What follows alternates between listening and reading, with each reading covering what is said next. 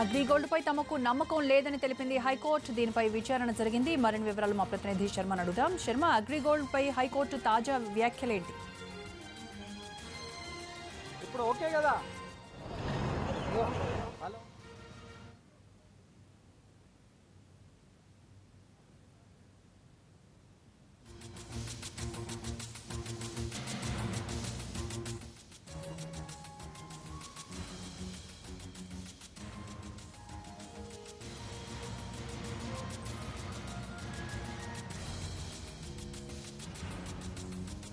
కోట్లు అలాగే 32 లక్షల మంది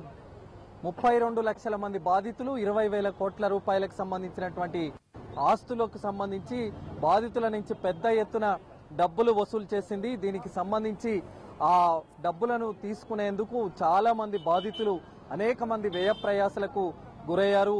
దీంట్లో 70 మందికి పైగా ఆత్మహత్య చేసుకున్నారు. వాళ్ళ నుంచి డబ్బులు రాక, చెల్లించే వాళ్లకు చెల్లించలేక, ఇతరత్ర వ్యవహారాల్లో కూడా వీళ్ళందరూ ఆత్మహత్య చేసుకున్నారు. వీళ్ళందరికీ ఇప్పుడు హైకోర్టు బాసటగా నిలుస్తోంది. హైకోర్టు అగ్రిగోల్డ్ పైన నమ్మకం లేదు అనేటువంటి విషయాన్ని కూడా చాలా స్పష్టంగా చెప్పింది. ఇవాళ జరిగినటువంటి విచారణలో 14 ఇదివరకే అఫిడవిట్ రూపంలో అగ్రిగోల్డ్ యాజమాన్యం 14 ఆస్తులకు సమర్పించింది. వాటన్నింటినీ కూడా వెంటనే విక్రయించాలి, విక్రయించినటువంటి సొమ్ములు బాధితులకు అందే విధంగా తగిన చర్యలు తీసుకోవాలనేటువంటి విషయాన్ని కూడా చెప్పింది. ఈ 14 ఆస్తులకు సంబంధించి ఒకవేళ బాధితులకు డబ్బులు సరిపోకపోతే గనక మిగతా 154కు సంబంధించినటువంటి ప్రాపర్టీస్ ఏవైతే ఉన్నాయో వాటిని కూడా విక్రయించాలి. వాటి ద్వారా వచ్చినటువంటి సొమ్ము ఏదైతే ఉందో అవన్నీ కూడా హైకోర్టు చెక్కులు తీసుకోవాలన్నటువంటి విషయాన్ని కూడా ఈ సందర్భంగా ప్రధానంగా ప్రస్తావించింది. ఇవాళ చాలా తీవ్రంగా హైకోర్టు స్పందించింది. ఏపీ సిఐడిని కూడా హెచ్చరించింది.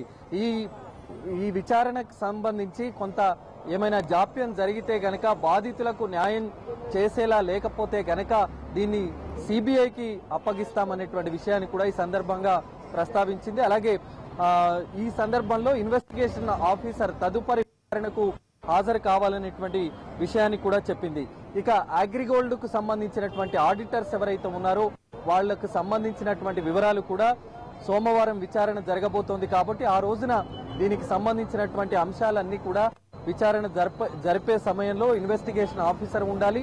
దానికి సంబంధించినటువంటి అన్ని అంశాలను కూడా ఆ రోజు ప్రస్తావించాలి అనే దానికి సంబంధించి హైకోర్టు చాలా తీవ్రంగా స్పందించింది. ఈ విషయాలన్నీ చూస్తే గనక బాధితులకు కొంత ఊరట లభిస్తోంది. హైకోర్టు వ్యవహరిస్తున్నటువంటి తీరు పట్ల తమకు డబ్బులు వస్తాయి, కొంతలో కొంతైనా తమకు ఆశ కలుగుతుంది అనేటువంటి అంశాన్ని బాధితులు ఇప్పుడు వ్యక్తం చేసేటువంటి అవకాశం కనిపిస్తోంది. ఎందుకంటే బాధితుల తరపున హైకోర్టు చాలా పాజిటివ్ గా రెస్పాండ్ అవుతోంది.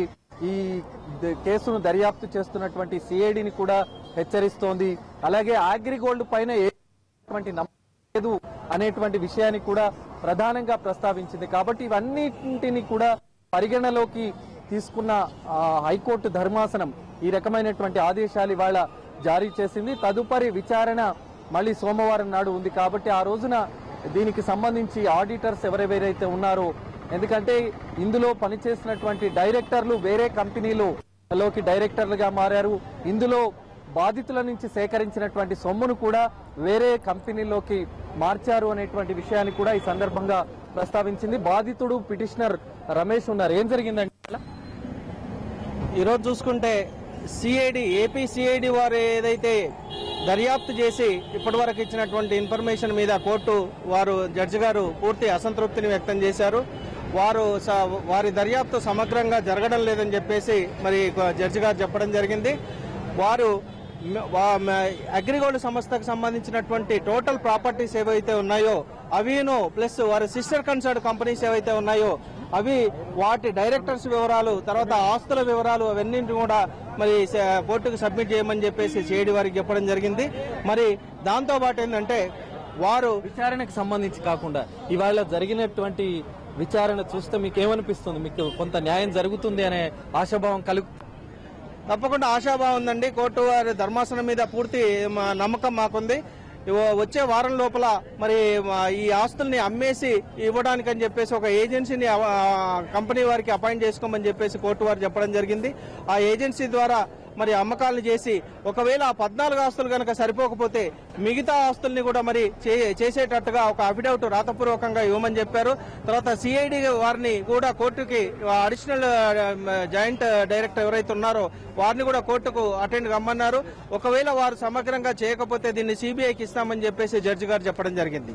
ఇక్కడ మనం ప్రధానంగా ఒక అంశాన్ని ప్రస్తావించాలి. అగ్రిగోల్డ్ పైన ఏ రకమైనటువంటి నమ్మకం లేదన్నటువంటి ధర్మాసనం ఒక స్పెషల్ ఏజెన్సీ ద్వారా ఈ వ్యవహారాన్ని అంతా డీల్ చేయాలి. ఎందుకంటే 14 ఆస్తులకు సంబంధించినటువంటి అంశం ఉంది కాబట్టి వీటిని విక్రయించే విషయంలో వాటి ద్వారా వచ్చేటువంటి సొమ్ము హైకోర్టు పేరు మీద, చెక్కులన్నీ కూడా హైకోర్టు పేరు మీద ఉండాలి. హైకోర్టు ద్వారానే బాధితులకు లబ్ధి చేకూర్చే విధంగా ఉండాలనేటువంటి విషయాన్ని ఈ సందర్భంగా హైకోర్టు ప్రస్తావించింది. ఓటు స్టూడియో రైట్ శర్మ.